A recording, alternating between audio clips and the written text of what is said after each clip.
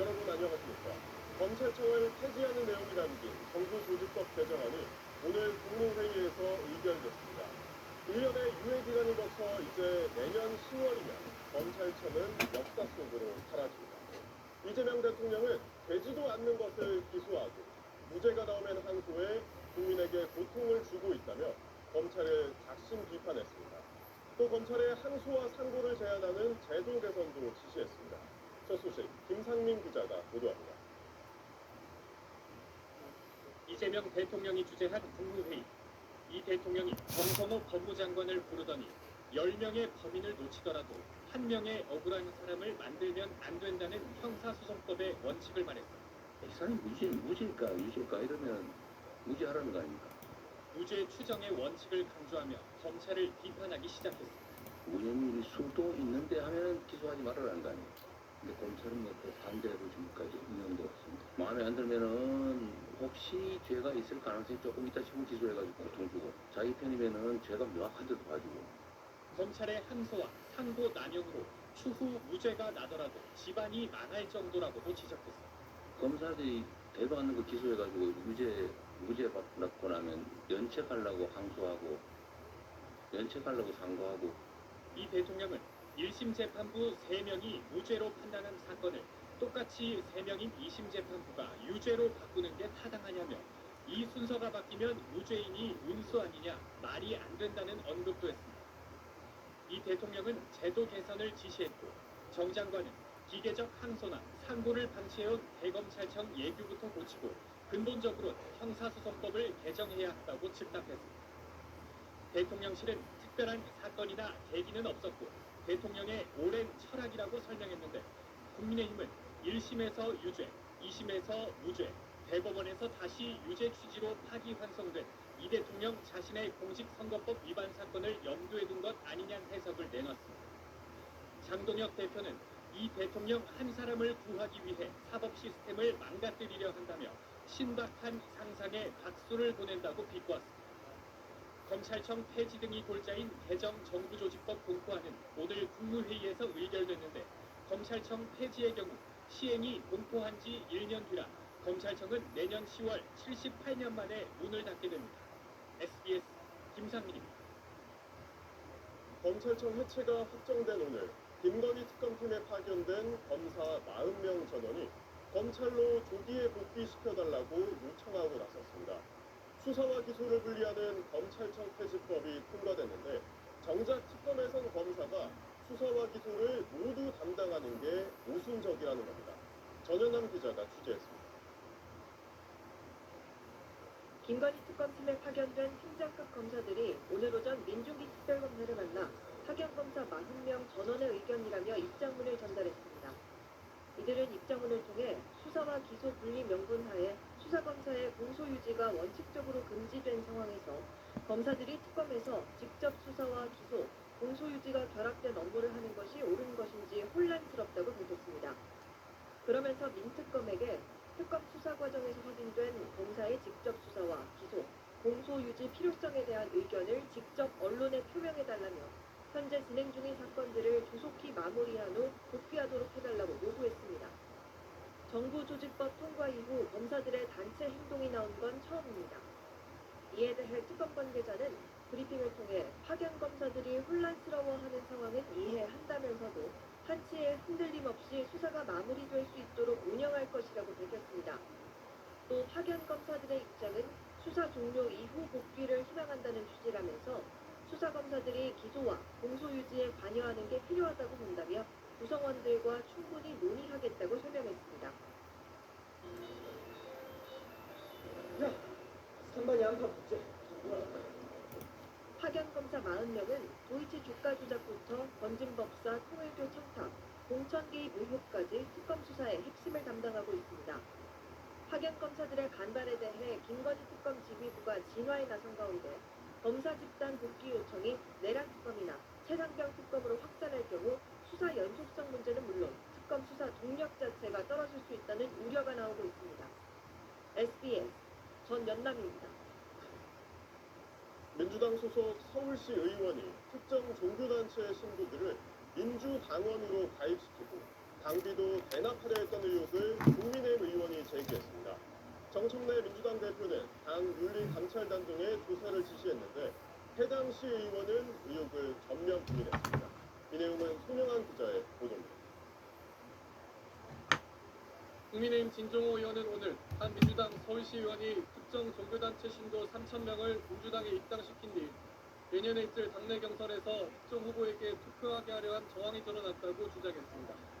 민주당 소속인 김경 서울시 의원과 제보자 사이의 대화, 그리고 시의원실 직원과 제보자 사이의 전화통화가 각각 담긴 녹취도 함께 공개했습니다. 종교신도 3,000명 명단 확보를 하고 그들을 권리당원으로 만들기 위해 6개월 동안 당비를 대납하겠다며 제보자를 회유하는 내용입니다. 녹취 속엔 당비 대납을 암시하는 듯한 내용도 있습니다.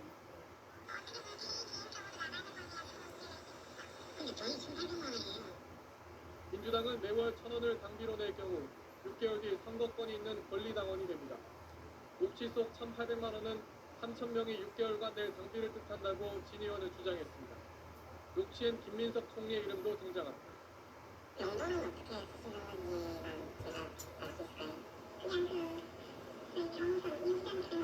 그냥 정청래 민주당 대표는 진 의원이 제기한 의혹과 관련해 당 윤리감찰단과 서울시당에 철저히 조사할 것을 지시했습니다.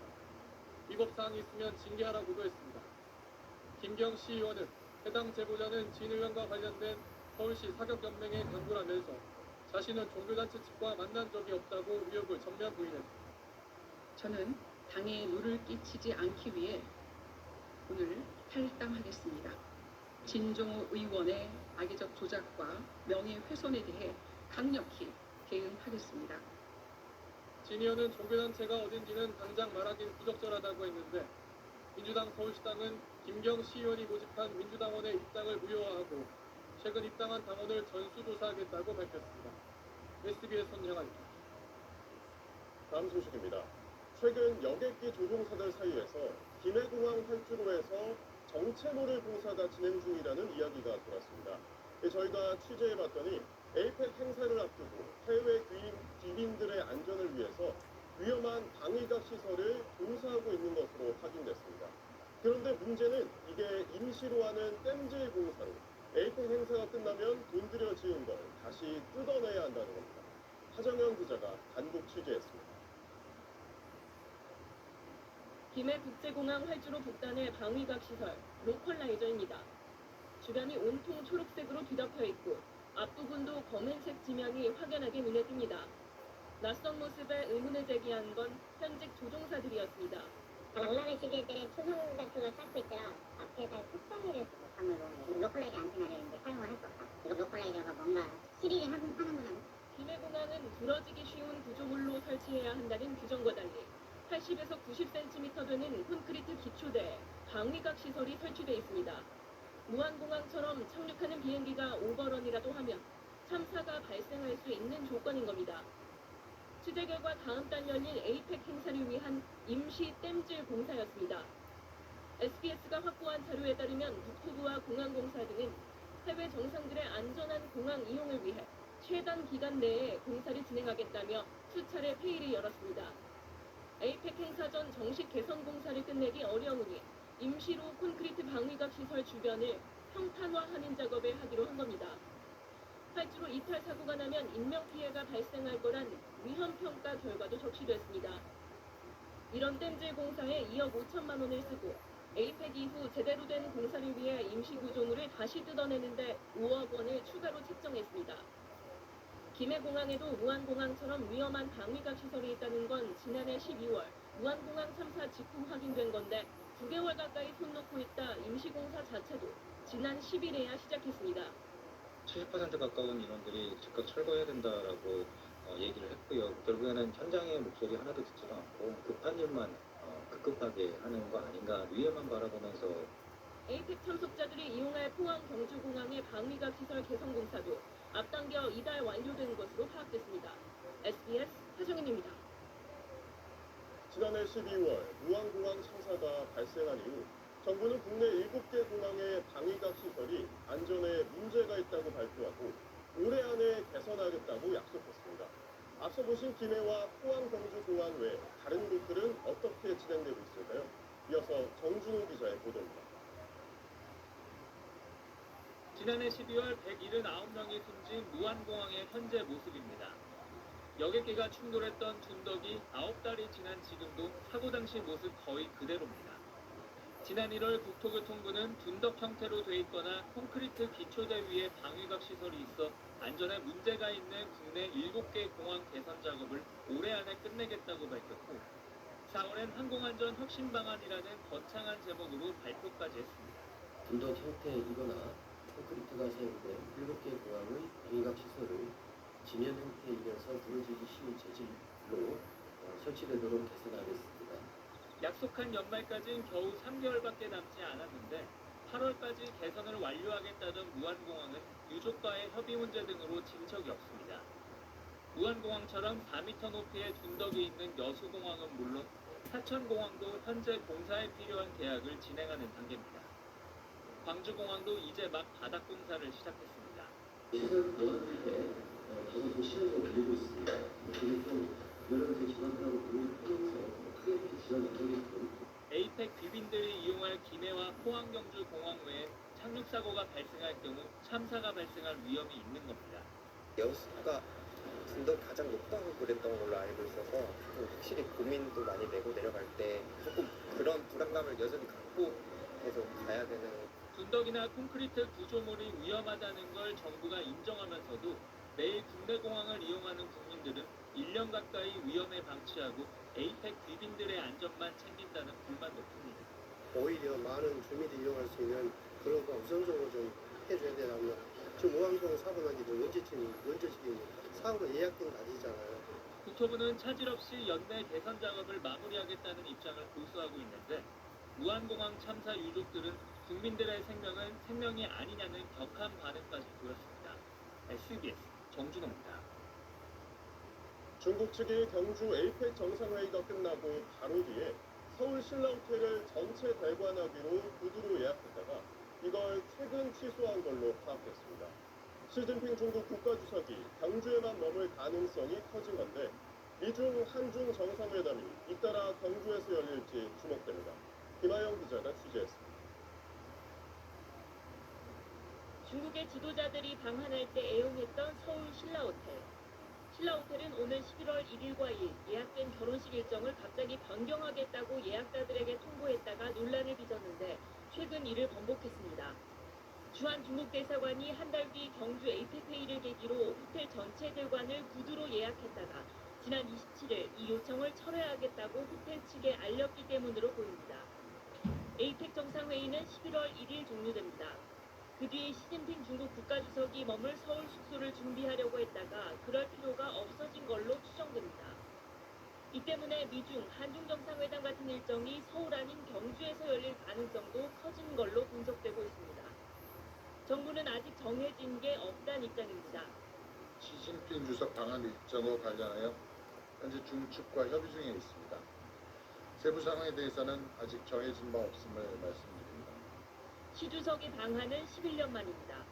정부는 단순 다자회의 참석이 아닌 국빈 방문이나 공식 방문 형식으로 방한해 한중 정상이 심도 있게 현안을 논의하는 계기가 만들어지길 기대하고 있습니다. 그래서 서울에서 별도로 회담하는 안, 경주에서 만나더라도 약식 회담이 아닌 격을 높여 회담하는 안 등을 열어두고 협의를 이어가겠다는 분위기입니다. 미중 정상회담의 일정과 장소가 확정되지 않은 것도 큰 변수인데 시 주석 방문 형식과 회담 개최지 등은 다음 달 왕이 중국 외교부장의 방한을 통해 확정될 걸로 예상됩니다.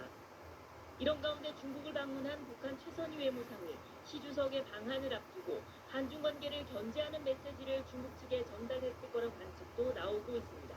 SBS 김하영입니다.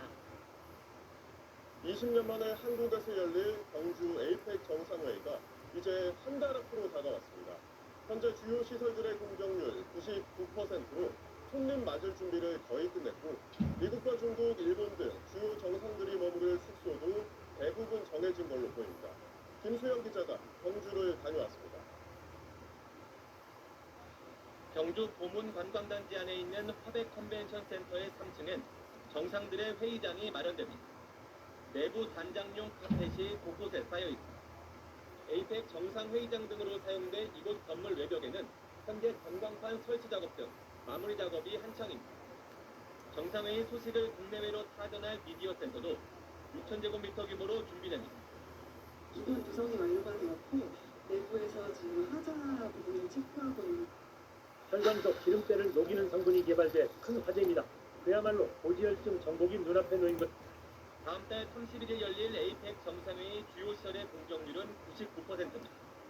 5성급 특급 호텔 가운데 정상회의장 코앞인 힐튼엔 트럼프 미국 대통령이 1.6km 떨어진 라안셀렉트엔 신인 일본 총리가 7.6km 거리의 코오롱엔 시진핑 중국 국가주석이 누울 가능성이 있습니다. 원래 정상들의 만찬 장소로 사용될 예정이었던 이 신축 건물은 이번 에이펙 기간 동안 기업인들의 행사 장소 등으로 사용됩니다. 문화재 매장 가능성이 제기되면서 화장실과 조리시설을 만들 수 없게 돼 만찬장으로는 쓸 수 없는 겁니다. 대신 라안셀렉트 호텔 지하 1층의 연회장이 정상 만찬장이 됩니다. 경주 국립박물관 등 주요 유적지에선 우리 문화를 알리기 위한 작업도 한창입니다. 경주 시민들은 특수를 기대하는 분위기입니다. 여기 보면 동경 월지도 있고 이렇게 각국 정상들이 오시잖아요. 우리나라 전통적인 거를 많이 보여드릴 수 있어서 많은 분들이 경주를 찾아주시다 보니까 가게 입장에서는 매출도 오르지 않을까라는. 이중 정상의 동시 방안이 유력해 전 세계의 이목도 쏠립니다. 에이펙에 기대하는 세계인의 기대일 것이라고 보기 때문에 외관상의 근사함을 넘어서서 아주 섬세한 부분까지 하나하나. 한 달 남은 시간, 철저한 사전 점검이 행사의 성패를 가를 핵심 변수입니다. SBS 김수영. 이재명 대통령이 오늘 퇴임을 앞둔 이시바 일본 총리와 부산에서 정상회담을 했습니다. 한 달여 만에 다시 만난 두 정상은 셔틀 외교 복원에 의미를 부여하면서 저출산 고령화, 국토 균형 성장 같은 공통적인 사회 문제에 함께 대응하기 위한 협의체를 만들기로 했습니다. 보도에 강청환 기자입니다. 이재명 대통령이 이시바 시게루 일본 총리와 손을 맞잡습니다. 이 대통령 취임 이후 세 번째 한일 정상회담으로 지난달 23일 도쿄 회담 이후 38일 만입니다. 다음에는 서울이 아닌 지방에서 만나자는 이 대통령의 제안에 따라 부산에서 회담이 이루어졌는데 한일 정상회담이 서울 이외의 한국 지역에서 열린 건 21년 만입니다. 총리님께서 지역 발전에 특별히 관심 있는 분이셔서 그랬겠지만 흔쾌히 이 부산에서 양다 회담을 할 수 있도록 동의해 주신 데 대해서 각별히 의미를 부여합니다. 1시간 동안 진행된 회담에서 한일 정상은 저출산 고령화와 국토 균형 성장, 농업과 방제, 자살 대책 등 양국 공통 사회 문제에 공동 대응하기 위한 협의체를 운영한다는 내용의 발표문을 채택했습니다. 共通の社会課題の解決にお互いの知恵を経験を生かしてそして解決を見出すようなそのような新しい日韓関係が作られることを期待をいたしております。 대통령실은 두 정상이 북핵 문제를 포함한 한반도 평화구상, 급변하는 지정학적 환경과 무역 질서에 공동 대응하자는 공감대도 나눴다고 전했습니다. 다만 대미 관세 협상에 대한 논의는 없었다고 설명했습니다. 두 정상은 회담 후 부산 동백섬을 산책하고 저녁 식사를 함께 했습니다. 김혜경 여사는 이석진에 따른 갑작스러운 어지럼증으로 오늘 회담에 동행하지 않았습니다. 대통령실은 이번 회담으로 한일 셔틀 외교가 완성됐다고 평가하면서 이시바 총리가 다음 달 퇴임하더라도 미래지향적 관계 개선 기조가 유지될 것을 기대한다고 밝혔습니다. SBS 강청원입니다. 다음 소식입니다. 국가 전산망이 마비된 지 닷새째인 오늘 지금까지 95개의 정보 시스템이 복구됐습니다만 복구율은 아직 전체 15% 수준입니다. 이재명 대통령은 모든 부처의 보안 시스템을 전수조사해 다음 국무회의 때까지 보고하라고 지시했습니다. 김태원 기자가 보도합니다. 행정안전부는 지금까지 정부 업무정보 시스템 95개가 복구됐다고 밝혔습니다. 1등급 업무 시스템의 경우 38개 가운데 23개가 복구돼 복구율이 55%를 넘겼지만 전체 시스템 복구율은 15% 수준에 그쳤습니다. 하루 새 정보 시스템 20개가 추가로 복구되면서 나라 통계와 아동학대, 하도급 지킴이 등의 서비스가 정상 운영되기 시작했습니다. 정부는 현장 점검 결과 민원 처리를 위한 정부 24가 복구돼 큰 혼란은 없지만 국민 불편이 이어지고 있다고 밝혔습니다. 부동산 거래나 사회보장 정보 시스템 일부 기능 장애로 온라인 서비스가 중단되어 국민들은 주민센터를 방문하여 수기로 처리하는 등 정부는 이번 화재로 피해를 입은 647개 국가정보 시스템의 전체 목록도 공개했습니다. 화재로 직접 손상되지 않은 551개 정보 시스템은 예상치 못한 손상이 있을 수 있어서 복구가 더디게 진행되고 있다고 밝혔습니다. 화재로 손상된 국민신문고와 화장장 예약 정보 시스템을 비롯한 96개 시스템은 대구센터로 이전해 가동하는데 최소 한 달 이상 걸릴 걸로 보여 이번 사태는 장기화가 불가피한 상황입니다. 이재명 대통령은 국무회의를 주재한 자리에서 이번 사태와 관련해 모든 부처에 보안 안전 시스템을 점검해 보고하라고 지시했습니다. 각 부처들은 전부 이런 문제가 있을 걸로 보이시는데 문제가 없다. 또는 이거는 문제가 있다. 뭐 문제점이 있는 것들을 최대한 좀 발굴을 해서 서면으로 공무회의 전에 최대한 빨리 보고해 주시고요. 이 대통령은 국민 불편이 이어지는 만큼 조속한 시스템 정상화와 혼란 최소화에 전력을 다해달라고 당부했습니다. SBS 김태원입니다. 무인 민원 발급기를 비롯한 일부 서비스들이 차례로 정상화되고 있지만 시민들 불편을 덜기엔 복구되는 속도가 더디기만 한데요. 특히 장례를 치러야 하는 시민들은 멈춰버린 화장장 예약 시스템 때문에 애가 타고 있습니다. 신정훈 기자가 현장 취재했습니다. 증명서 발급을요. 대출구에서 증명서를 수령해주세요. 국정자원 화재로 멈춰섰던 무인 민원 발급기에 다시 불이 들어왔습니다. 걱정했죠. 근데 다행히 잘 됐어요. 먹통이 됐던 서비스가 순차적으로 정상화되고 있지만 언제 복구될지 기약도 없이 불편이 이어지는 곳도 많습니다. 인천의 한 화장장 사무실. 팩스가 쉼없이 들어오고 전화도 빗발칩니다. 화장장 예약을 담당하는 이하늘 장사 정보 시스템이 멈추면서 유족 측이 직접 신청서를 보내야 하는 겁니다. 이마저도 원하는 날짜와 시간에 가능할지는 미지수입니다. 출근 6시 반인데 그 사이에 한 4, 50분이 들어와요. 몇 시간이 비어있으니까 그 시간에 하실 거냐라고 말씀드리면서 하나하나 다 체크하면서 예약을 잡아드리고 있어요. 고인의 주소지에 화장시설이 없는 경우, 즉 관할 주민의 화장장 예약은 더 어렵습니다. 원래도 후순위로 밀려 날짜 잡기가 어려운데 추석 연휴까지 닥쳤기 때문입니다. 제일 빠른 시간을 잡아가지고 참여객들 오시는 전에 하고 마쳐야 되는 부분이 있는데 평소 때도 그렇게 힘든 상황인데 이번 같이 화재에서 사고가 나가지고 고용노동부의 주요 전산망도 마비 상태. 임금체불 신고 등도 노동지청을 직접 방문하거나 우편을 보내야 합니다. 서면 작업할 때는 굉장히 그 정확도 높은 법률 근거를 제공해야 되는데 접속이 아예 안 돼가지고 사건을 좀 서면을 쓰는데 조금 애로가 좀 있었던. 부동산 거래 온라인 신고는 오늘 오후 1시부터 재개됐지만 계약 처리 준비는 여전히 번거롭습니다. 국토감사장 직접 점검 때그 필증이 저희가 거래 신고한 필증이 필요하거든요. 중간에 그것도 떼러 갔다 해야 되고. 전산대란 닷새째. 서비스마다 복구 속도가 다른 탓에 연휴를 앞두고 곳곳에서 발생하는 혼란과 불편은 불가피해 보입니다. SBS 신정은입니다. 하필 추석 명절을 앞두고 벌어진 이번 사태에 우체국 쇼핑 서비스를 이용하는 사람들의 속도 타들어가고 있습니다. 우체국 쇼핑몰의 주요 판로였던 상인들은 선물 세트 판매로 한창 바빠야 할 이 시기에 모든 게 멈춰버렸습니다. 김혜민 기자가 취재했습니다. 매년 명절마다 쉼없이 포장돼 나가던 한과 세트가 사무실 천장까지 가득 쌓여 있습니다. 우리가 지금 그때 한참 나갈 때잖아. 사람들이 추석 같은 때는 일찍 아무리 날씨가 이제 뜨고 오니까 그때나 딱 저기래가지고 우리가 속속이 들켰어요 정말. 우리 한가라는 거는 여기 지나면 못 나가. 우체국 쇼핑 시스템 복구가 늦어지면서 온라인 주문과 판매가 불가능한 상황이 이어지고 있습니다. 포장을 다시 뜯어내고 헐값으로 다른 곳에 넘기는 업체들도 있습니다. 통닭하네요. 뭐 박스가 이제 우체국 쇼핑 박스라고 그걸 다 뜯어가지고 싸게 막 그냥 덤핑으로 하고 있네. 한 20억 정도에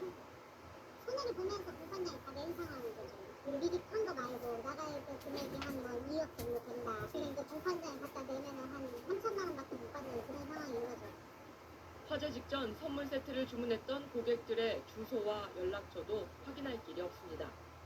저희 입장에서 이제 제일 걱정은 주문 들어오고 돈을 지불했는데 저희가 확인할 수 없어서 못 보내는 거예요. 모든 업체들이 다 지금 한탄하는 게 주소 이제 그 부분이죠. 마라탕 기름 쫙, 짬뽕 기름 싹, 고기 불순물 쭉, 삼계탕 고용을 쫙, 부침개 기름 쏙, 생선구이 기름까지 대박!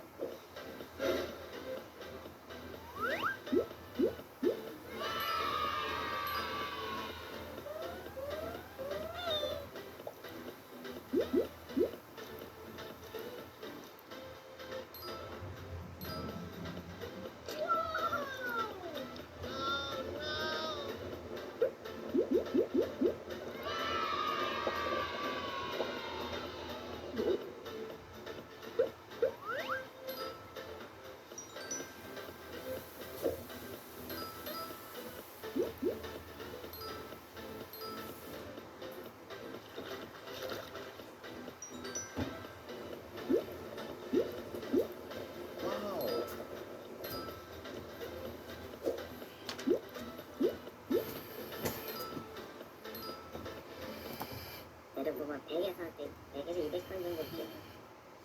우체국 쇼핑몰에 입점한 소상공인 2,400여 곳의 매출 손실은 126억 원에 달하는 걸로 추산됩니다.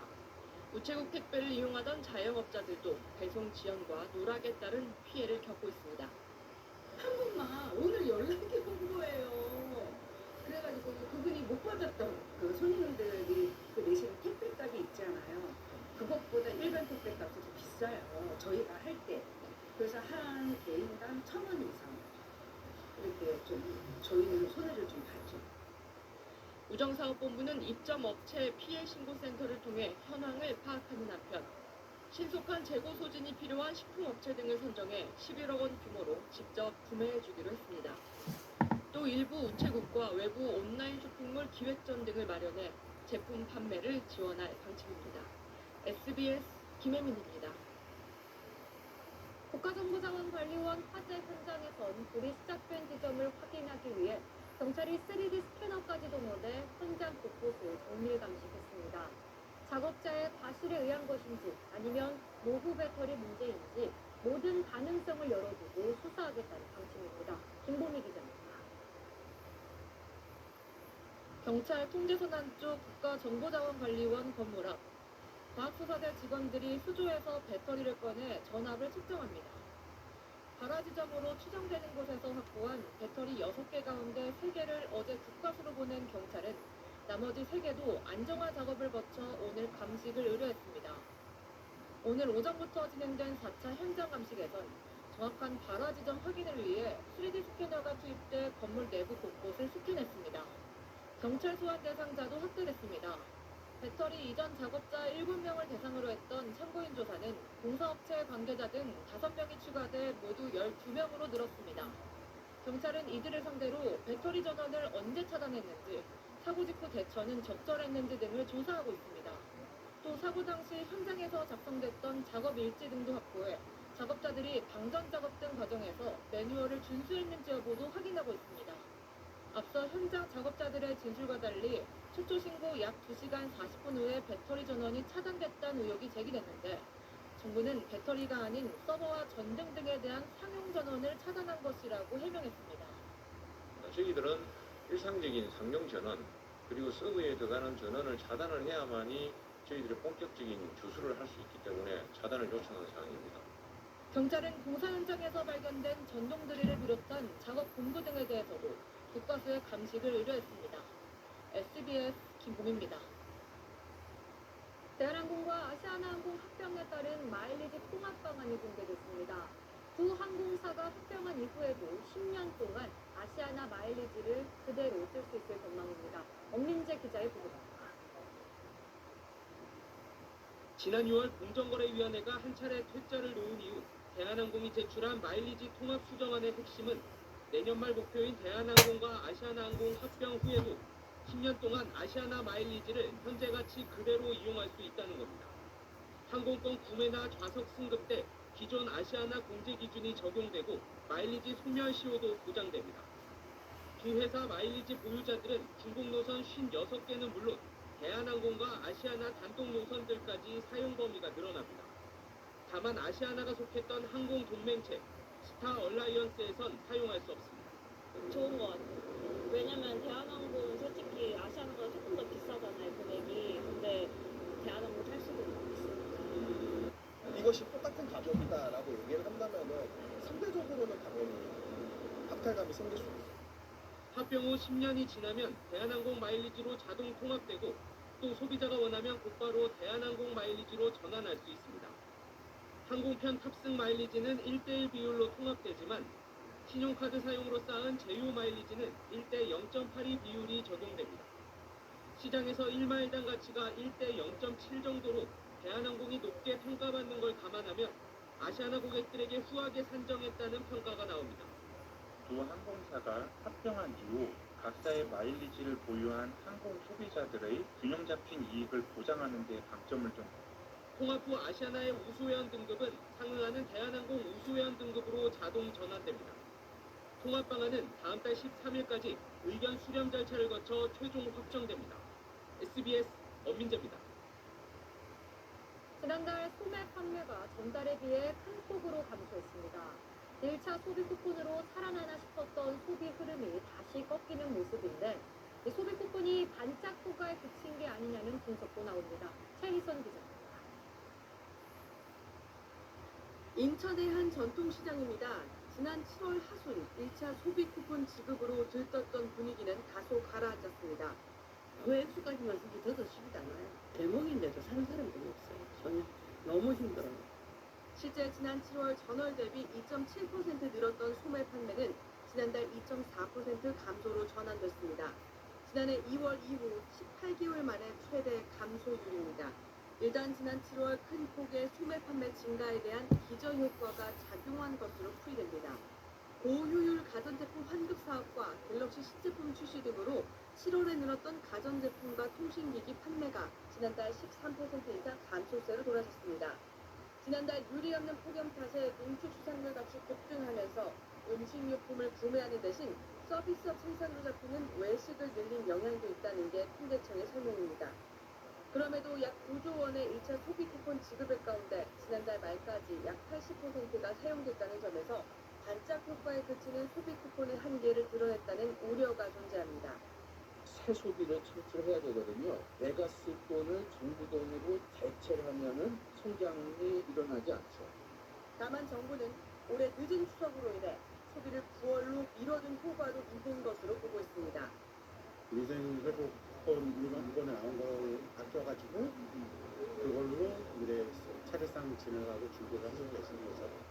정부는 소비 심리가 양호한 수준을 지속하고 있고 9월 개인카드 사용액도 증가세를 보이고 있다며 소비 지표는 다시 회복될 것으로 전망했습니다. 상위 10%를 뺀 국민에게 지급되는 4조 6천억 원 규모의 2차 소비 쿠폰이 지난 22일부터 지급되기 시작해 그 효과도 주목됩니다. SBS 최희선입니다. 내란 우두머리 방조 혐의 등을 받는 한덕수 전 국무총리의 첫 재판이 오늘 열렸습니다. 재판부는 한 전 총리에게 비상계엄 선포가 위헌이라고 생각하는지 물었는데 한 전 총리는 즉답을 피했습니다. 백운 기자가 보도합니다. 피고인 한덕수 앞으로 나와서 좌석에 착석하시기 바랍니다. 한덕수 전 총리가 피고인석으로 이동해 인사한 뒤 자리에 앉습니다. 지난달 29일 내란 방조 등 혐의로 기소된 뒤 열린 첫 공판에 한 전 총리가 출석했는데 오늘 공판은 재판부 허가로 법정 촬영과 중계가 허용됐습니다. 특검팀은 한 전 총리가 윤석열 전 대통령의 위헌 행위를 막지 못하고 오히려 내란을 보좌했다며 국무회의 정독수를 채우려 하는 등 계엄의 절차적 외관을 갖추는 데 협력한 정황도 제시했습니다. 직접 전화를 걸어 어디쯤이세요? 빨리 오세요. 더 빨리 오시면 안 되나요? 라고 말하며 출석을 독촉하기도 하였습니다. 이상민 전 장관과 언론사 단전 단수 등 계엄 지시사항을 검토하고 사후 부서한 계엄 선포문의 파쇄를 지시한 혐의도 설명했습니다. 한 전 총리 측은 헌법재판소에서 계엄 선포 당일 계엄 문건을 받은 기억이 없다고 한 혐의를 제외한 다른 혐의들은 부인했습니다. 재판부는 한 전 총리 본인에게 계엄의 위헌성을 인정하는지 단 한 가지 질문만 던졌는데 한 전 총리는 즉답을 피했습니다. 변호사님을 통해서 말씀을 드리도록 하겠습니다. 계엄이라는 것은 국가를 발전시키기 위한 그러한 차원에서 봤을 때는 받아들이기 어려운 그런 상황이다. 당초 오늘 예정됐던 비상계엄 당일 대통령실 CCTV 영상에 대한 증거조사는 비밀 해제 절차 등 문제로 연기됐습니다. SBS 대군입니다. 제주에서 부장판사 3명이 근무 시간에 밖에서 술을 마시고 노래방까지 가서 소란을 피운 사실이 뒤늦게 알려졌습니다. 법원 감사위원회는 이들이 품위 유지를 위반했다며 경고 처분을 의결했습니다. JIBS 정영기 기자가 취재했습니다.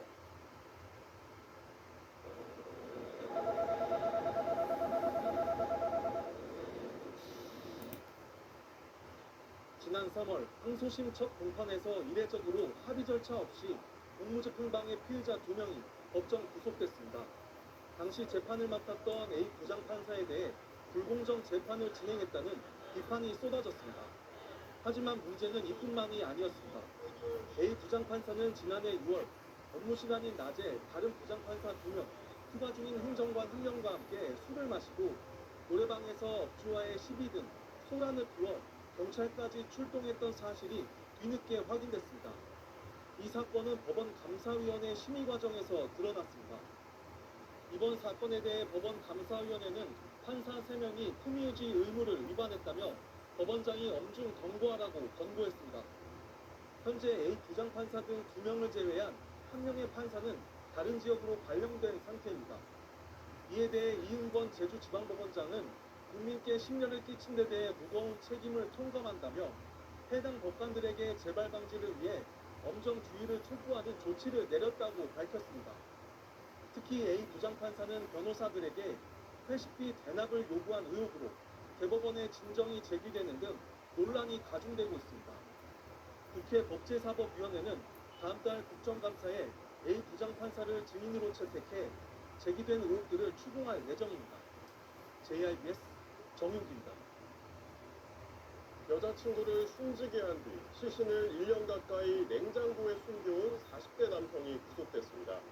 피의자는 자신의 범행을 숨기기 위해 숨진 여성의 휴대전화로 아무 일이 없는 것처럼 피해자 가족과 문자를 주고받기도 했습니다. JTB 정상원 기자의 보도입니다. 경찰차가 빌라 앞에 멈춰서고 경찰관이 급히 안으로 들어갑니다. 군산시 조촌동의 한 빌라에서 40대 남성이 여자친구를 목 졸라 살해하고 시신을 유기한 혐의로 경찰에 붙잡혔습니다. 남성은 여성을 살해한 뒤 사체가 부패하자 직접 김치냉장고를 구매해 그 안에 여성을 1년 가까이 숨겨왔던 것으로 확인됐습니다. 인근 주민들은 평소 시끄러웠던 두 사람이 1년 전부터 눈에 띄지 않았다고 말합니다.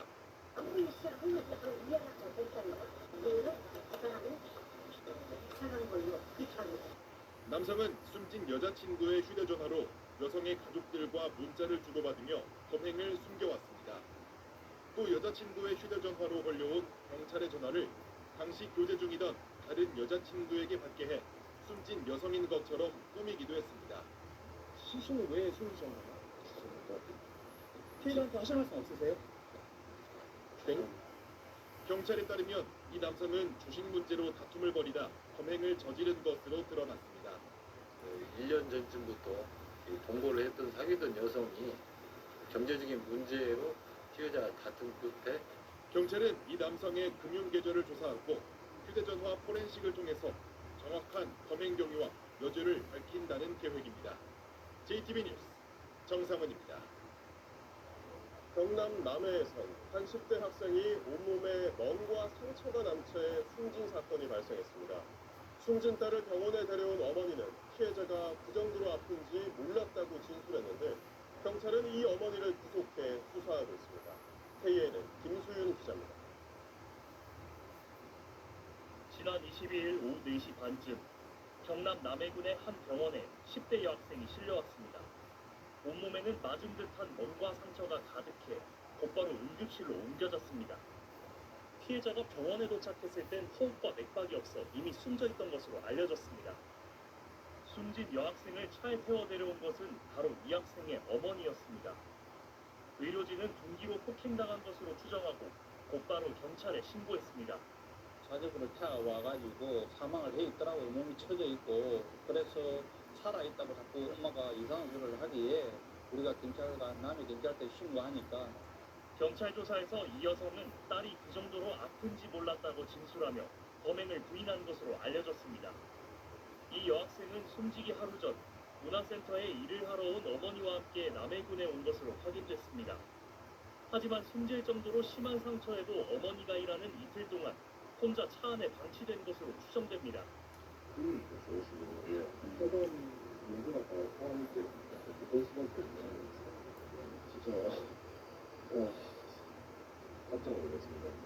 경찰은 미성년자인 자녀를 제때 치료하지 않아 숨지게 한 유기치사 혐의로 이 여성을 구속하고 누가 언제 폭행했는지 등 구체적인 경위를 조사하고 있습니다.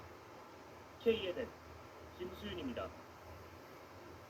인도네시아의 한 기숙학교에서 건물이 무너져 최소 3명이 숨졌고 38명이 잔해에 매몰돼 아직 찾지 못하고 있습니다. 학교 측이 허가도 없이 증축 공사를 했던 게 사고 원인으로 지목됐습니다. 보도에 남승모 기자입니다. 인도네시아 자바주에 있는 한 이슬람 기숙학교입니다. 기도실로 쓰이던 건물 한쪽이 통째로 주저앉았습니다. 현지 시간 29일 오후 3시 반쯤 갑자기 건물이 무너졌습니다. 당시 건물 안에선 학생들이 오후 기도를 하고 있었습니다. 이 사고로 13살 남학생 등 3명이 숨지고 80여 명이 다쳤습니다. 실종된 38명은 잔해에 묻혀있을 걸로 보이는데 대부분 12살에서 17살 남학생들입니다. Santri pria ada 140 dan kemudian terevakuasi 102, berarti masih 38 yang kemungkinan masih ada di dalam bangunan yang runtuh tersebut. 사고 당시 여학생들은 다른 건물에서 기도 중이었습니다. 사고 발생 8시간 만에 생존자 8명이 구조되기도 했지만 구조대 사이에서 추가 시신이 목격됐다는 소식이 나오는 등 사망자는 늘어날 걸로 보입니다. 구조당국은 중장비를 투입해 잔해 제거와 실종자 수색을 이어가고 있습니다.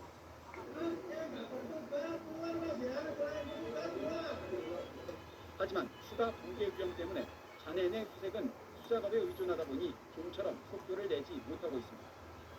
학교에 모인 실종자 가족들은 망연자실 구조 소식만 기다리고 있습니다. 당국은 사고 원인으로 무허가 증축을 지목했습니다. 기존 2층짜리 건물에 허가 없이 2개층을 추가로 올리다 사고가 났단 겁니다.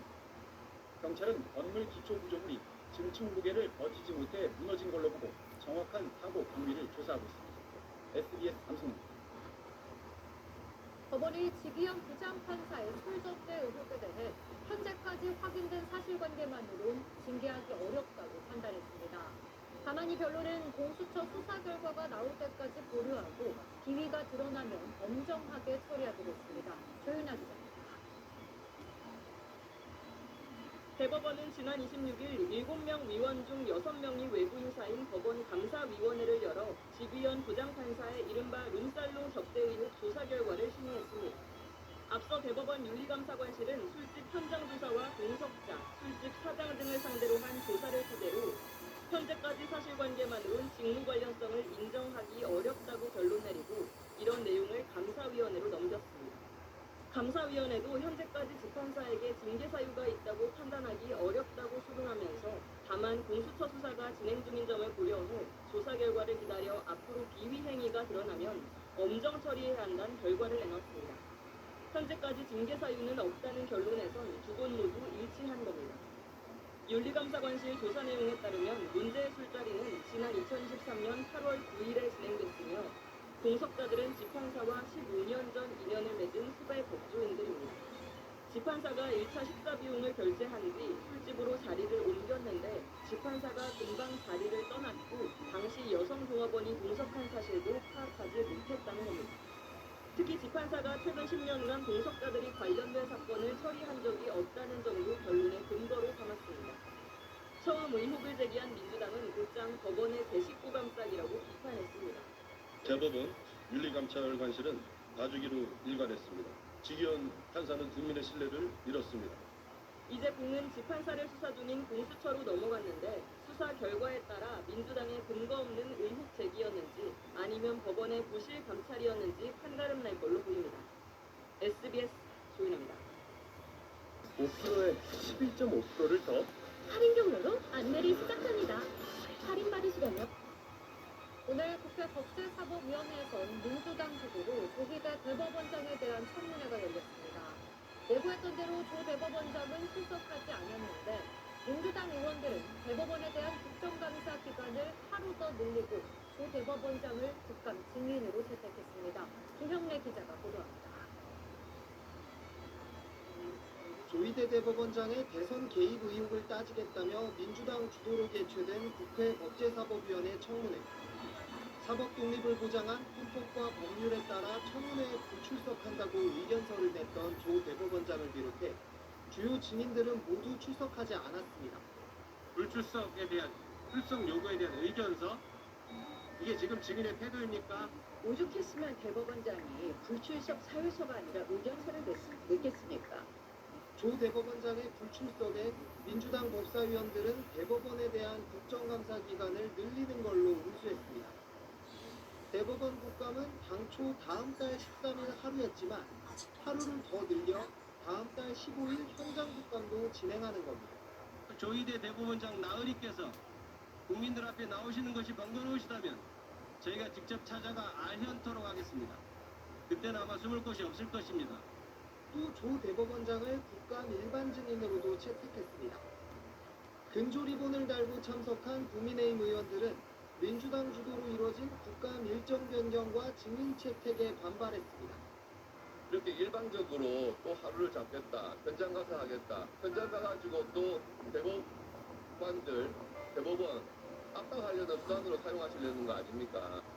보수적 성향의 인사로서 대통령 직속 국민통합위원회를 맡은 이석연 위원장은 청문회 요건도 제대로 갖춰지지 않았는데 국회가 왜 그렇게 서둘러 진행하는지 이해가 안 간다고 민주당 법사위원들을 비판했습니다.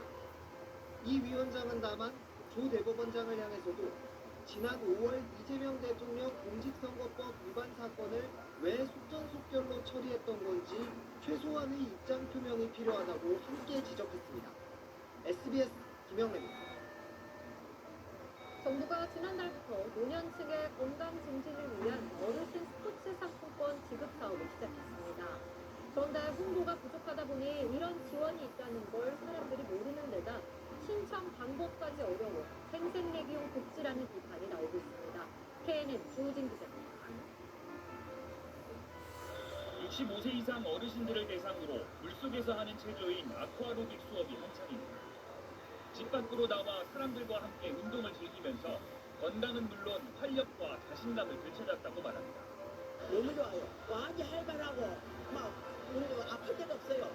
정부는 이런 65세 이상 노년층의 건강 복지를 위해 어르신 스포츠 상품권 지급 사업을 시작했습니다. 신청만 하면 한 명당 최대 15만 원을 제로페이로 지급해 각종 스포츠 시설에서 현금처럼 쓸 수 있도록 한 겁니다. 그런데 정작 1차 5만 원 지급 신청 기간이 만료된 지금까지도 사업 자체를 모르는 어르신들이 더 많습니다. 못 들어봤어요. 알려주고 지원을 해주고 이래야 우리가 알지. 스마트폰 신청을 안내해보지만 복잡한 인증 절차에 막힙니다. 처음 사람 상품권도 하고 있거든요. 근데 여기서 되는데 안 된다. 그게 어렵네. 어려워요. 사정이 이렇다 보니 경남도가 국비와 지방비로 5만 2천 명분을 준비했지만 1차 신청은 4,100여 명에 그쳤습니다. 예산 대비 신청률이 고작 7.9%인데 부산 역시 8.7%에 불과합니다. 2차 10만 원 지급 신청을 받고 있지만 홍보 부족 등으로 신청률은 별반 나아지지 않고 있습니다. 시군의 사회복지부서와 연계하여 복지톡 문자 메시지 발송, 그 다음에 반상회 등을 통한 다각적인 방안을 강구하고 있습니다. 노년층의 건강 증진에 기여하겠다는 지원 사업이 정작 어르신들은 모르는 생색내기용으로 전락하는 건 아닌지 우려됩니다. KNN 중심입니다. 의고비나 마운자루 같은 비만 치료제가 살 빼는 데 효과적이라지만 누구나 무조건적으로 다 효과를 보는 건 아니죠. 이게 왜 그런가 했더니 사람의 유전자에 따라서 효과가 다르게 나타난다는 연구 결과가 나왔습니다. 김민표 기자입니다. 우리 뇌에 있는 뉴로비치는 신경세포끼리 연결을 돕는 유전자로 식욕을 조절하는 역할도 합니다.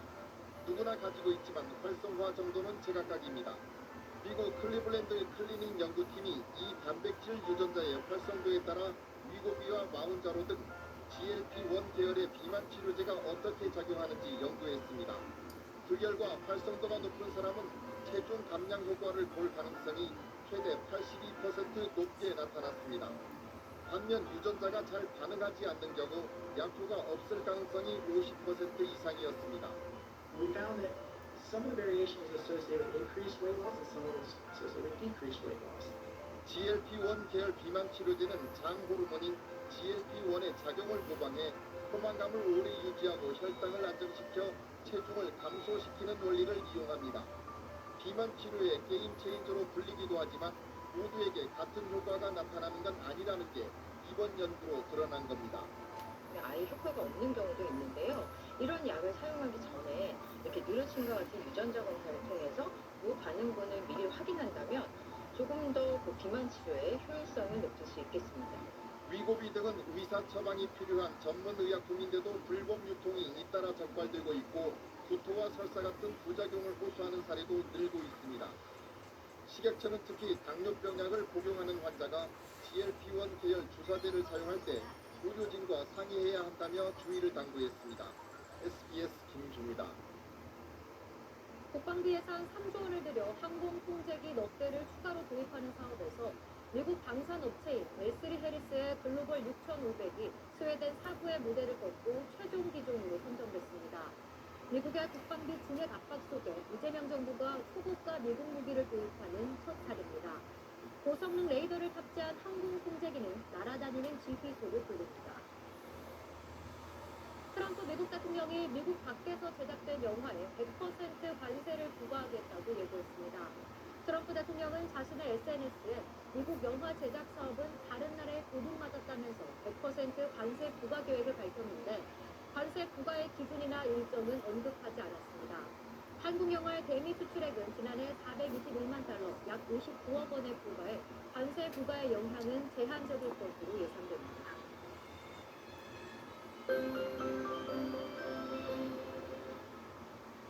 밤사이에 기온이 떨어지면서 내일 새벽부터 아침 사이 전국 대부분 지역에 안개가 짙게 끼겠습니다. 특히 지구의 파랗게 칠해진 지역엔 가시거리가 최대 80m까지 크게 급변되겠는데요. 강이나 호수 인접 도로나 해안가에 위치한 교량에서는 짙은 안개가 끼는 만큼 차가운 거리 넉넉하게 주셔야겠습니다. 서울에도 옅은 안개 끼는 곳이 있겠습니다. 내일은 아침 기온이 오늘과 비슷하겠지만 낮 기온은 오늘보다 조금 더 오르면서 일교차가 10도 안팎으로 크겠습니다. 옷차림 잘해주셔야겠습니다. 내일 경기 북부 지역에는 한때 약한 소나기 오는 곳이 있겠고요. 내일까지는 전국이 대체로 맑겠습니다. 다만 모레부터는 날이 흐려지면서 대천절에는 강원 영동과 충청 이남 지역에 비가 오겠고 추석 당일과 그 전날에는 중부 지방에 비예보가 있습니다. 네, 그렇습니다. 8시 뉴스 마칩니다. 시청해주신 여러분 고맙습니다.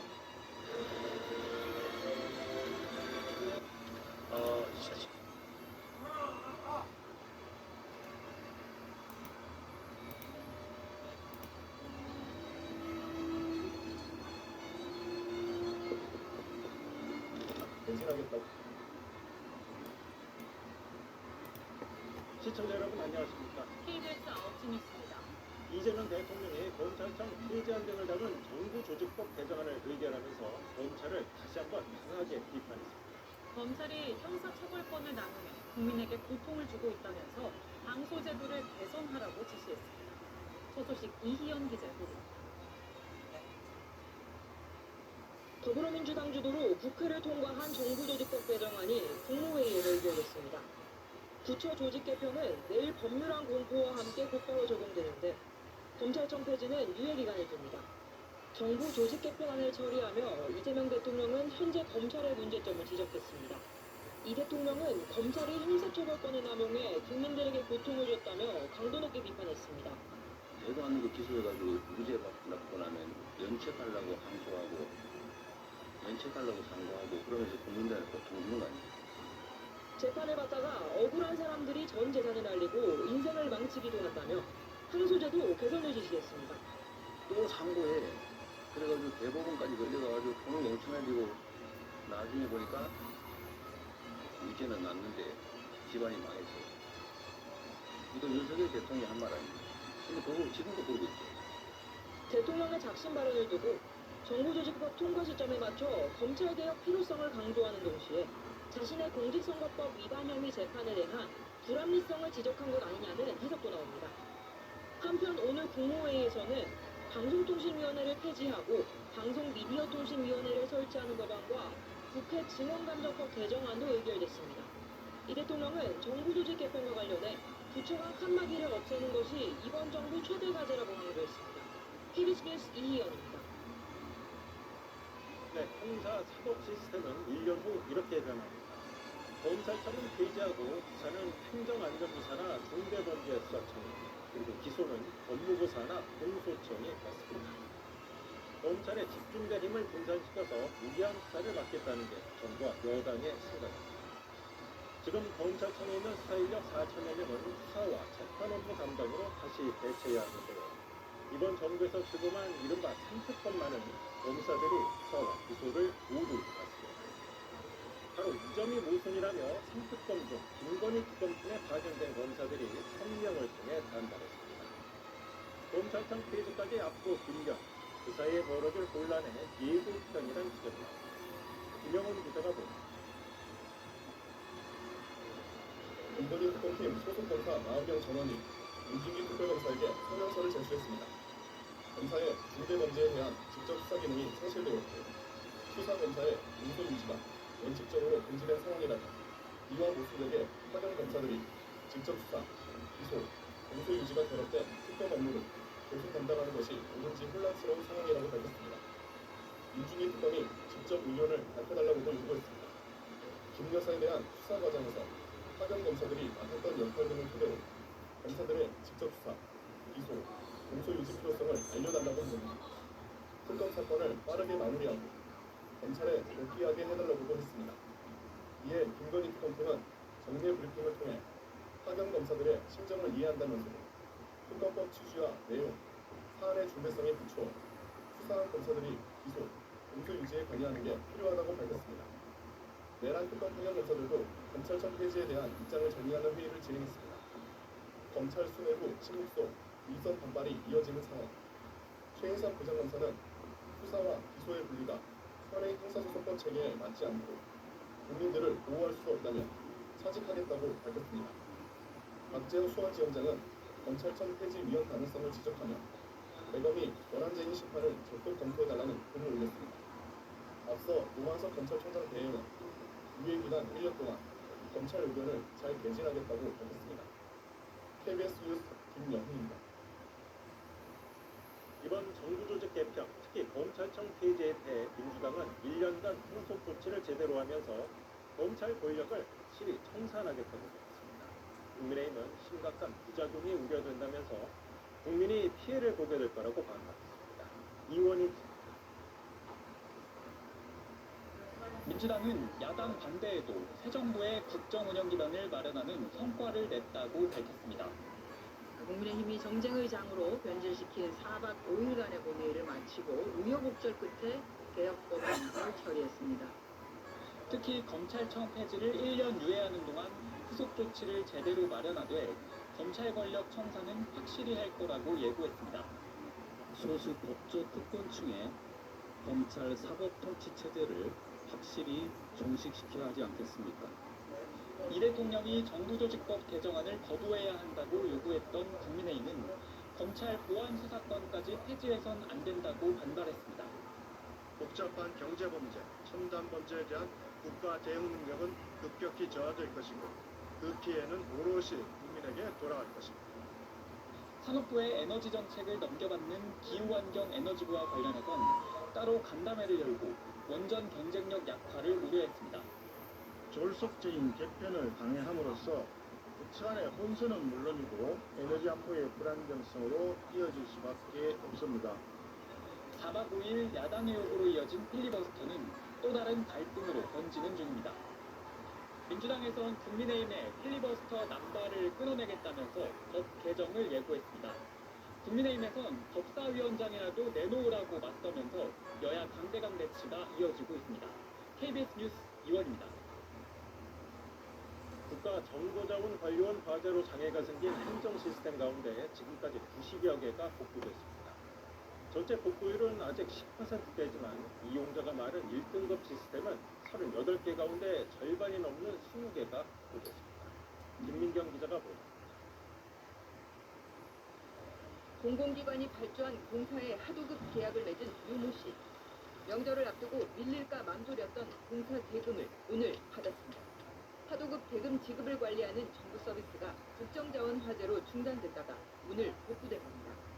전산망 시스템이 안 돌아가면 저희들은 추석 명절 임금 같은 거 그런 것을 받을 수가 없어서 저 추석 세기가 한참 어려우려고 생각을 했는데 다행히도 하도급 지킴이를 비롯해 지금까지 복구된 정부 행정 시스템은 95개. 복구율은 아직 10%대입니다. 다만 이용자가 많은 1등급 시스템은 절반 이상인 전체 38개 중 20개가 복구됐습니다. 복구율이 크게 차이 나는 건 정부가 국민 불편을 고려해 1등급 시스템을 우선 복구하고 있기 때문입니다. 시스템 상당수가 한 곳에 몰려있던 영향도 큽니다. 국정자원 대전센터는 2층부터 5층까지 9개의 전산실이 있는데 불이 난 5층에 있는 전산실 3곳에 전체 시스템의 51%인 330개가 있었습니다. 2에서 4층에 위치한 시스템들은 재가동을 이어가고 7-1 전산실을 제외한 5층에 위치한 시스템들은 분진 제거 후 재가동이 이루어질 전망입니다.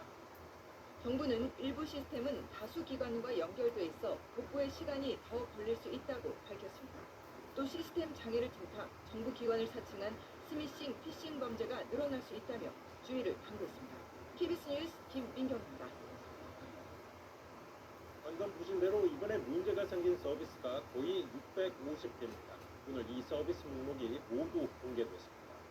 어떤 서비스 그리고 복구는 얼마나 걸릴지 이세영 기자가 전해드립니다. 국정자원 화재 발생 나흘 만에 정부가 장애가 발생한 행정 시스템 647개의 전체 목록을 공개했습니다. 이용자 수 등에 따라 1에서 4등급으로 나뉘는데요. 가장 중요한 1등급 시스템은 당초 36개로 알려졌지만 38개로 소폭 늘었습니다. 쇼핑을 제외한 인터넷 우체국의 대부분 업무가 복구됐고 인증 등에 쓰이는 모바일 신분증, 사회보장정보, 전자서명이 우선 복구됐습니다. 반면 정부 고지나 안내를 받을 수 있는 국민비서, 국민제안창구인 국민신문고, 인터넷으로 공문서를 제출하는 문서 24 등은 아직 복구 중입니다. 정부는 국민비서의 경우 상담 콜센터를 이용하도록 하고 국민신문고는 각급 행정기관을 방문하라고 안내하고 있습니다. 하지만 문서 24처럼 뚜렷한 대체 수단이 없는 서비스도 보입니다. 화재의 영향을 받은 국정자원 5층 전산실에서 봤던 국민비서와 문서 24의 경우 복구에 2주가량이 걸릴 전망입니다. 이 시스템 자체가 아예 뚜렷한 국민신문고와 통합보훈정보의 경우 복구에 4주 정도 걸릴 것으로 정부는 예상합니다. 그 밖에 다른 1등급 시스템은 추석 연휴 중에라도 복구를 마치겠다는 게 정부의 계획입니다.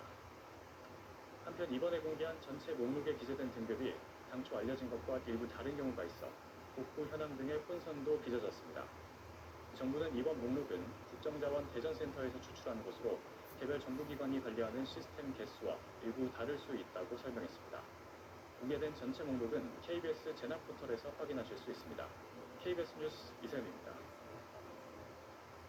국가정보자원관리원 화재 현장에선 전산실 스캔 등 합동 감식 작업이 이어졌습니다. 전원 차단 시점을 놓고 논란이 일자 소방청이 해명을 내놓기도 했습니다. 이현경 기자가 보도합니다. 화재 이튿날 국가정보자원관리원은 배터리 분리 작업을 위해 전기를 끊은 지 40분쯤 지나 갑자기 불꽃이 튀었다고 설명했습니다. 40분 뒤에 보니까 불꽃이 튀면서 그게 이제 발화가 되었던 상황인데 그런데 소방청이 작성한 상황 보고서에는 화재 신고 뒤 2시간 40여 분이 지난 밤 11시쯤 전원이 차단됐다고 나옵니다. 전원 차단 시점을 놓고 논란이 일자 소방청은 상황 보고서 시간은 배터리가 아닌 불이 난 건물 5층에 대한 전원 차단 시간이라고 해명했습니다. 일상적인 상용 전원 그리고 서버에 들어가는 전원을 차단을 해야만이 저희들이 본격적인 주수를 할 수 있기 때문에 차단을 요청한 사항입니다. 경찰 수사도 배터리 전원 차단 여부 등을 밝히는 데 집중되고 있습니다. 화재 당시 현장에 있던 작업자 12명을 상대로 전원 차단 시점과 규정 준수 여부 등을 조사한 것으로 알려졌습니다. 나흘째 이어진 감식에선 불이 난 전산실 내부를 입체적으로 살피기 위해 3D 스캔 작업이 진행됐습니다. 최초 발화 지점으로 추정되는 배터리 팩 6개 가운데 나머지 3개도 국과수로 옮겨졌습니다. 작업 도중 드릴에서 불꽃이 튀어 발화했을 가능성도 제기돼 현장에서 발견된 전동 드릴 등 작업 공구도 정밀 감식에 맡겨졌습니다. 경찰은 내일 국정자원관리원 화재의 중간 수사 상황을 설명하겠다고 밝혔습니다. KBS 뉴스 이연경입니다. 이번 불로 일부 복지 서비스에 차질이 생기면서 장애인과 미혼모 등 사회적 약자들이 특히 어려움을 겪고 있습니다. 신지수 기자가 취재했습니다. 장애인들이 활동 지원 서비스를 이용할 때 사용하는 애플리케이션입니다. 이 앱으로 바우처를 결제하거나 잔여 시간 등을 확인해야 하는데 닷새째 접속 불가입니다.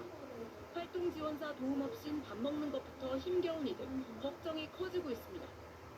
시간이 오버되면 좀 신경이 쓰이기도 하고 본인 부담금을 내야 이게 다음달 시간이 충전되는데 그것도 안 되다 보니까 이 앱에 근무를 기록하고 바우처 결제가 돼야 급여를 받을 수 있는 지원사들도 불안하긴 마찬가지입니다.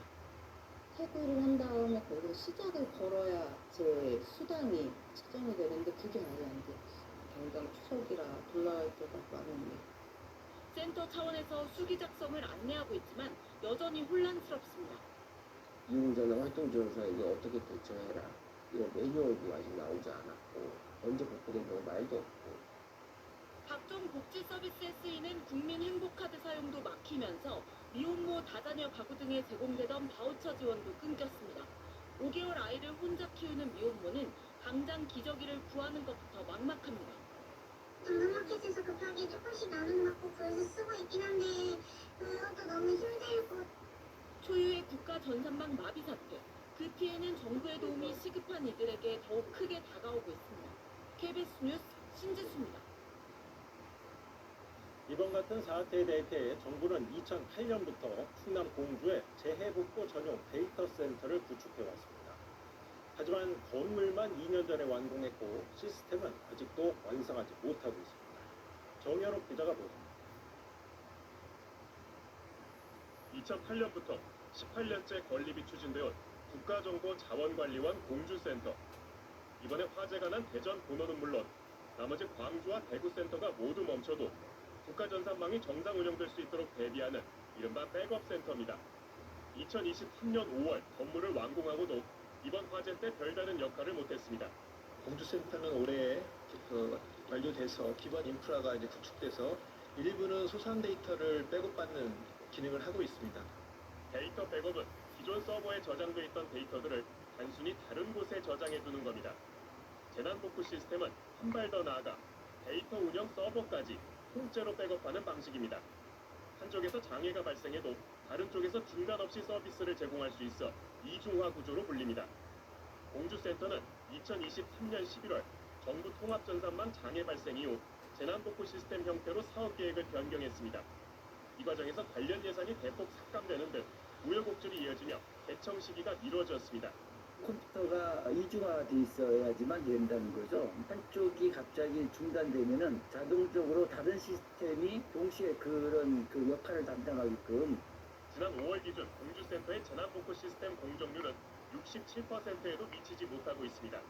다음 달 예정된 공주센터 개청도 이뤄질 가능성이 높습니다. KBS 뉴스 정윤욱입니다. 북한이 7년 만에 고위급을 파견한 유엔 총회 연설에서 비핵화 불가 입장을 재확인했습니다. 핵을 절대 내려놓지 않을 거라고 강조했는데 그러면서도 핵 문제를 제외한 대화 여지는 남겨뒀습니다. 뉴욕에서 김지숙 특파원의 보도입니다. 7년 만에 유엔 총회에 고위급 인사를 파견한 북한의 첫 메시지는 역시 핵을 절대 포기하지 않겠다는 입장이었습니다. 핵 때문에 한반도에서 힘의 균형이 유지되고 있다면서 북한의 자위권 차원에서 핵이 반드시 필요하다고 주장했습니다. 우리에게 비핵화를 하라는 것은 곧 주권을 포기하고 생존권을 포기하며 헌법을 오기라는 것이나 마찬가지입니다. 비핵화 불가라는 기존 입장을 반복하는 것으로 북한은 앞으로도 변화는 없을 거라고 못 박았습니다. 다만 미국을 직접적으로 언급하진 않으면서도 대화할 수 있다는 여지와 관심은 남겨뒀습니다. 김정은 위원장이 최근 미국이 비핵화 집념을 털면 마주서지 못할 이유가 없다고 한 것과 같은 흐름입니다. 우리나라를 존중하고 우호적으로 대하는 나라들과의 다각면적인 교류와 협력을 발전시켜 나갈 것입니다. 북한의 유엔 연설에 대해 우리 외교부는 한반도 비핵화는 한미를 포함한 국제사회의 일관된 목표라고 강조했습니다. 동시에 북한의 체제를 존중하고 흡수 통일을 추구하지 않으며 적대 행위 의사가 없었다는 원칙을 밝혀왔다면서 대화 의지를 강조했습니다. 북한이 7년 만에 고위 대표단을 파견하면서 관심을 모았던 북미 간 접촉은 포착되지 않았습니다. 북한은 유엔 행사를 통해 국제사회의 이런 힘을 부각하는 데 좀 더 초점을 맞춘 걸로 보입니다. 뉴욕에서 KBS 뉴스 김지숙입니다. 이런 가운데 정동영 통일부 장관이 북한은 미국 본토를 타격할 수 있는 3대 국가 중 하나라고 말했습니다. 또 지난 2019년 하노이 회담 당시 스몰딜 협상이 결렬된 것에 아쉬움도 드러냈는데 일각에선 이런 발언에 우려도 나옵니다. 이어서 양민철 기자의 보도입니다. 독일 베를린을 방문 중인 정동영 통일부 장관. 북한은 미국 타격이 가능한 국가라며 냉정히 인정할 건 인정해야 한다고 말했습니다. 미국의 본토를 타격할 수 있는 3대 국가의 하나가 되어버린 거죠. 7년 전의 위치와는 뭐 천양 차가 된 거죠. 핵, 미사일의 고도화와 더불어 중러 정상과 나란히 베이징 막루에 오르는 등 북한의 전략적 지위 변화를 인정하고 접근해야 한다는 겁니다. 또 지난 2019년 하노이 회담에서 영변 핵시설을 포기하고 일부 제재를 풀어주는 방식의 협상이 결렬된 것에 아쉬움도 드러냈습니다. 이른바 이제 스몰 딜이 성사됐더라면 북한 문제의 전개 과정은 좀 달랐겠죠. 당시 협상의 모멘텀을 살리지 못했다는 뜻으로 보이는데 이 같은 발언들에 일각에선 우려도 나옵니다. 이 본토를 타격한다는 북한의 ICBM 기술에 대해서는 아직 평가가 엇갈리는 데다 특히 완전한 비핵화 포기와 연결될 수도 있는 스몰딜을 지지하는 듯한 발언은 북한과 국제사회에 잘못된 메시지를 줄 수 있다는 겁니다. 스몰딜 안에서 결국 이렇게 됐다라고 이제 만약에 얘기하는 것처럼 받아들이게 되면은 북한과 협상하는 데 있어서 상당히 의심의 불이 좁아들거나 통일부는 북한 핵, 미사일 고도화에 대한 경각심 환기 차원이라고 설명했는데 최근 두 국가론 등 정부 기조와 다소 어긋나는 발언을 이어오고 있어 외교안보 라인 간 엇박자 우려도 나옵니다. KBS 뉴스 양민철입니다. 국회에선 민주당이 강행한 조희대 대법원장 청문회가 열렸습니다. 조 대법원장은 불참했습니다. 청문회 시작 전부터 여야 공방이 치열했는데 민주당은 대법원을 직접 찾아가 현장 국정감사를 하기로 하고 조 대법원장을 다시 증인으로 채택했습니다. 원동희 기자입니다. 국회 법사위의 조희대 대법원장 대선 개입 의혹 청문회. 핵심 증인 조희대 대법원장과 한덕수 전 총리는 불참했습니다. 민주당은 조 대법원장의 불출석을 강하게 문제 삼았고 누구와 어떤 모의를 했는지 낱낱이 밝혀져야 합니다. 꼴리는 게 없으면 나왔어야죠. 출석하지 않은 것은 국민에 대한 배신이고 국민을 무시하는 거다. 국민의힘은 정치 보복이자 이 대통령 재판을 뒤집으려는 청문회라고 맞섰습니다. 가짜 뉴스를 유발해서 거기에 기초해서 또 수사를 해라. 사법부의 수장인 대법원장을 수사를 하라. 이게 말이 되는 겁니까?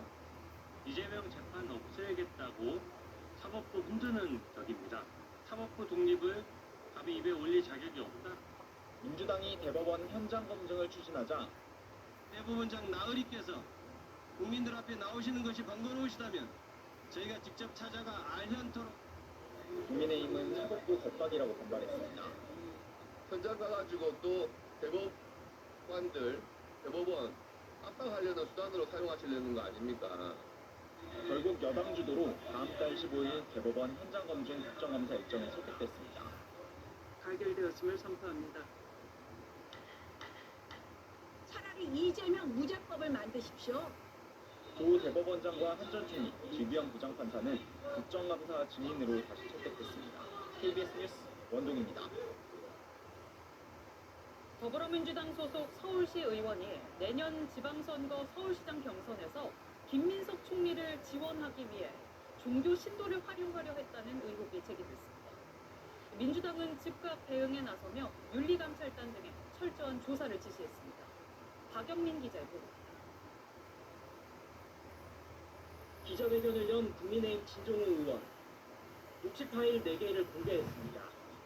민주당 소속 김경 서울시 의원이 종교신도 3,000명의 개인정보를 활용해 내년 서울시장 경선에 이용하려 했다는 내용입니다. 내년은 2월이나 3월에 후보를 선택하면서 전화나 의원에게 가면 그때 이제 클릭해서 후보를 선택해 주시면 김민석 총리 이름도 언급됩니다. 당원 자격 유지를 위해 당비를 대납하려는 듯한 정황도 담겼습니다.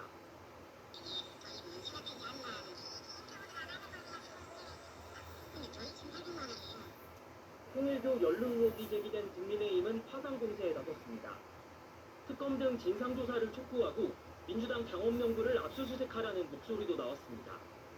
더불어민주당과 김민석 총리는 명확하게 사실관계를 밝히고 사퇴를 즉각해야 된다. 민주당도 대응에 나섰습니다. 정청래 대표는 즉각 윤리감찰단과 서울시장에 철저한 조사를 지시했고 서울시장은 김 의원이 모집한 당원에 대해 전수조사에 들어갔습니다. 김 의원도 녹취가 악의적으로 조작됐다고 반박했습니다. 면담 당사자는 종교단체가 아니고 서울시 사격연맹 장정희 부회장의 민원을 경청했을 뿐입니다. 당원 가입을 요청하거나 당비 대납 의사를 밝힌 적도 없다고 했습니다. 장정희 부회장에게 요청에 따라 당원 가입 절차를 안내했을 뿐입니다. 당비 대납은 불법이며 그런 일은 절대 없었습니다.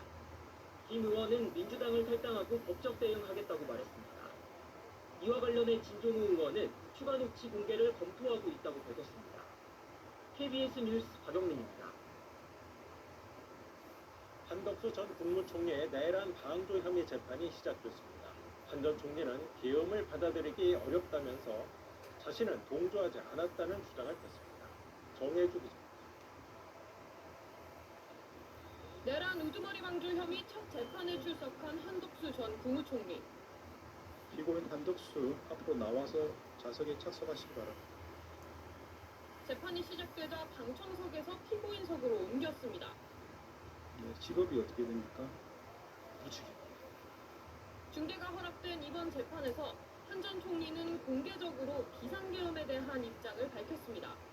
40년 가까운 공무원 생활을 하면서 계엄이라는 것은 국가를 발전시키기 위한 그러한 차원에서 봤을 때 그렇게 받아들이기 어려운 그러한 상황이다.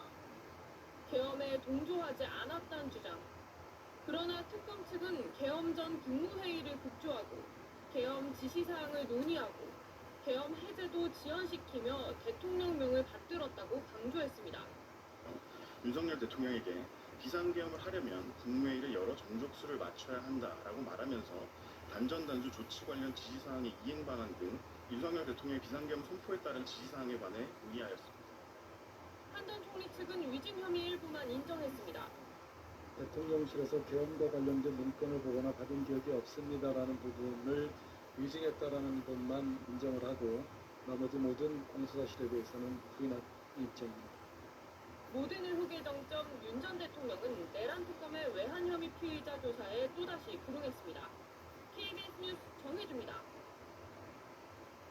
네, 특검 조사는 물론 내란 혐의 재판에도 출석하지 않고 있는 윤석열 전 대통령은 재판에 나가면 제대로 식사를 못한다며 건강 문제를 호소하고 있습니다.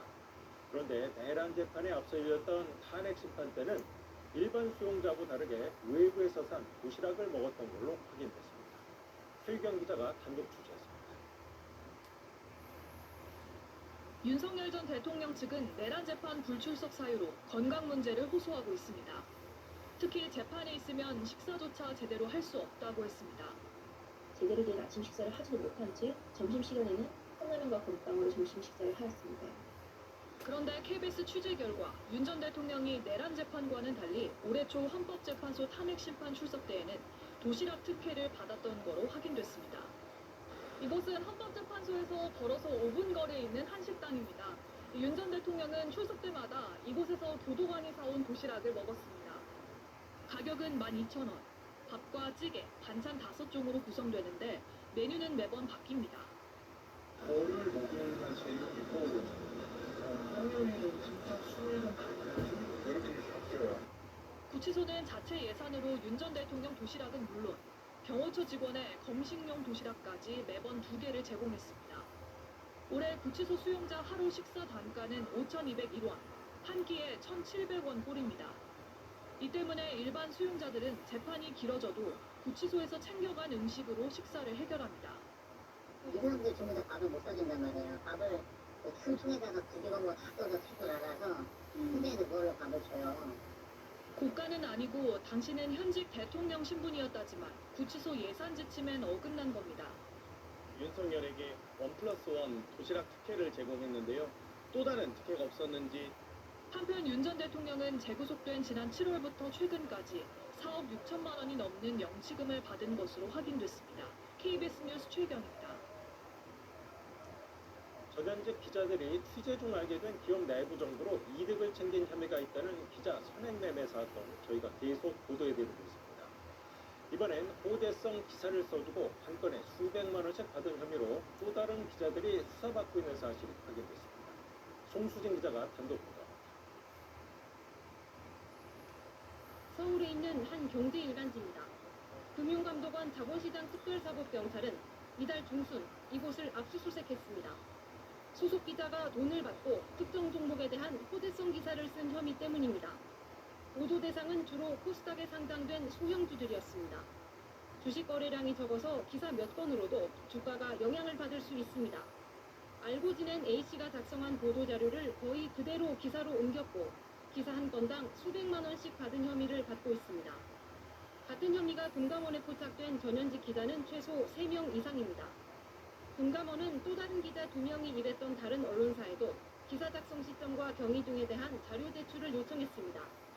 돈을 받고 맞춤형 기사를 쓰는 건 자본시장법이 금지하는 부정한 기조에 해당할 수 있습니다. 기자 신분이었던 만큼 직무 관련성 여부와 상관없이 해당 100만 원 이상, 연간 300만 원 이상 받았다면 김영란법 위반으로 형사처벌 대상입니다. 이번 혐의는 기자 선행매매 수사 과정에서 포착됐습니다. 금감원은 문제 상장사들과 기자를 연결한 홍보대행사가 금품 수수 과정에 개입했는지 여부도 수사하고 있습니다. 최근 압수수색을 받은 언론사는 소속 기자는 혐의가 특정되지 않은 참고인 신분이라고 밝혀왔습니다. 자료 요청을 받은 다른 언론사는 연루된 걸로 알려진 기자들은 모두 퇴사했다고 전해왔습니다. KBS 뉴스 송수진입니다. 국토부 산하 부동산원은 매주 주간 동향지수란 집값 통계를 발표합니다. 정부가 정책을 결정할 때 참고하는 국가 공인통계입니다. 그런데 KBS가 한국도시연구소와 함께 이 통계를 분석해봤더니 시장 상황을 제대로 반영하지 못하는 한계가 거실이 드러났습니다.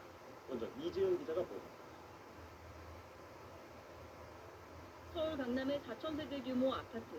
6월 넷째 주 부동산원은 전용 76제곱미터 상한가를 32억 원으로 발표합니다. 이즈음 실거래된 신고가는 36억 원. 6월부터 7월 사이 거래는 이 한 건뿐입니다. 그런데 부동산원은 이 아파트 상한가를 2달 가까이 32억 원으로 유지했습니다. 신고가로 급등했는데 부동산 같은 데거를 뭐 0.몇 프로 뭐 이렇게 해요. 그러니까 사실 뭐 체감하는 건 완전 틀려요. 서울 마포구 다른 대단지의 올 3월 첫째 주 84제곱미터 거래를 보면 일주일 사이 최고가와 최저가 사이가 3억 이상 벌어집니다. 주간 단위로 집값의 일정한 흐름을 확인하기가 쉽지 않은 겁니다. 올 들어 7월까지 서울의 두 대단지 아파트 거래량의 각각 80%와 70% 이상이 부동산원 통계의 시세 범위를 벗어났습니다. 한국도시연구소와 함께 아파트 실거래가를 주간 단위로 지수화한 실거래가 지수와 부동산원 주간 동향 지수를 비교해 봤습니다. 서울의 실거래가 지수는 3월 넷째 주 135.1로 상승 후 한 주 만에 큰 폭으로 떨어졌다 6월 들어 점차 오릅니다. 그러나 주간 동향 지수는 이 기간 100에서 하락 한 번 없이 꾸준히 상승하기만 합니다. 아파트는 일주일마다 사고 파는 게 아니잖아요. 몇 주째 오른다, 몇 주째 내린다잖아요. 근데 실거래에서는 그런 일이 벌어질 수가 없거든요. 주간 동향 지수는 매주 조사원 300명이 전국 표본주택을 조사합니다. 거래가 없으면 인근 거래가로 대체하는 방식, 허위 신고를 걸러낼 수 없다는 점도 명확한 한계로 지적합니다. KBS 뉴스 이지은입니다. 이렇게 통계가 실제 가격과 다르다는 논란은 물론이고 통계가 애초에 왜곡됐다는 논란도 작지 않았습니다. 그래서 정부가 개선할 방법을 찾기 위해 연구를 맡겼는데 통계를 아예 만들지 말란 제안까지 나왔습니다. 이어서 이세종 기자. 서울시가 토지거래 허가구역 해제를 결정하기 한 달 전, 오세훈 시장은 부동산이 안정화되고 있다고 평가합니다. 부동산 가격이 지금 이제 어느 정도 지난 2, 3개월 정도 하향 안정화 추세에 접어들었다. 이즈음 주간동향 지수 추이는 변화가 거의 없는 안정된 상태. 그러나 실거래가를 지수화해보면 등락을 반복하며 오르는 추세였습니다. 6.27 부동산 대책 이후엔 어떨까? 소폭 상승한 주간동향 지수와 달리 실거래가는 반등했다 큰 폭으로 떨어지는 모습입니다. 주간 동향으로는 확인되지 않는 변화를 실거래가에서 확인할 수 있는 겁니다. 국내에선 2013년부터 국가 공인 통계로 매주 주간 아파트 동향을 공표합니다. 미국과 일본이 월간, 분기별 실거래 통계만 내놓는 것과 대조적입니다. 정부는 논란이 계속되자 2년 전 국토연구원에 통계 신뢰도 확보를 위한 연구 용역을 맡겼습니다. 부동산 정책들을 결정하는데 중요한 변수이기 때문에 이게 정책들이 잘못된 시그널을 갖고 정책들을 수립하게 되면 시장에 혼란을 줄 수도 있다라고 보는 거죠. KBS 취재 결과 보고서에는 주간동향 통계 폐지를 제안하는 내용이 최종 담긴 것으로 확인됐습니다. 유지한다면 독주로 공표 기간을 늘리고 수도권과 광역시 등 주요 지역으로 범위도 한정하자는 대안도 포함됐습니다. 다만 부동산원의 주간 통계가 없어지면 민간의 주간 집값 통계에 정보를 의존하게 되는 점 등은 과제로 남습니다. 국토부는 보고서가 마무리되는 대로 개편 방안을 마련할 계획입니다. KBS 뉴스 이세중입니다.